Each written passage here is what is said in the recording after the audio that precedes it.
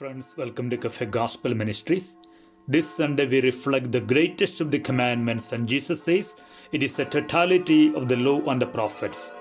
You shall love the Lord your God with all your heart, with all your soul, and with all your mind. And the second is like it. You shall love your neighbor as yourself. The law and the prophets cover the 1/3 of the entire Bible. To reach this answer, Jesus had to choose from 613 commandments in the law. He had to choose either from 345 negative shall not commandments, or he had to choose from 248 positive you shall do commandments. In order to answer this, Jesus chooses two typical verses on love. Love God and love neighbor. The first one is Deuteronomy chapter 6:4, love God. And the second is Leviticus chapter 19:18, love your neighbor. Pope Francis, in meditating this passage, says Jesus does not deliver us two formulas or two precepts, but he gives us two faces. What is the greatest of the commandments? And Jesus gives two faces, one of God and that same face reflected in the neighbor. Friends, the focus of reflection on this Sunday is that love is something practical and it demands action, and it is particular.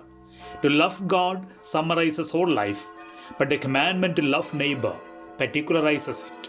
Love is objective as well as personal. We live in the context of war. Each face with the tears in this war is an individual to be focused.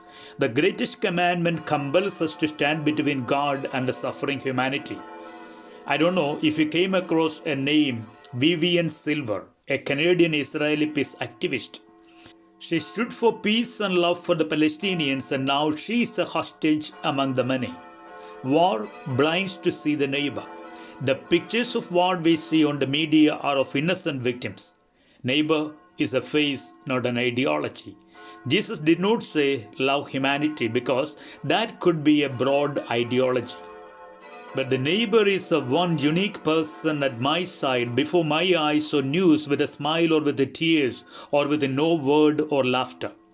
Proverb chapter 25 verses 21, if your enemy is hungry, give him food to eat. If he is thirsty, give him water to drink. In doing this, you will heap burning coals on his head, and the Lord will reward you. There could be times when my enemy could be my neighbor. The greatest of the commandment is the Christian way to place oneself between God and neighbor, and that is the cross of Jesus Christ. God bless you. Father Tony.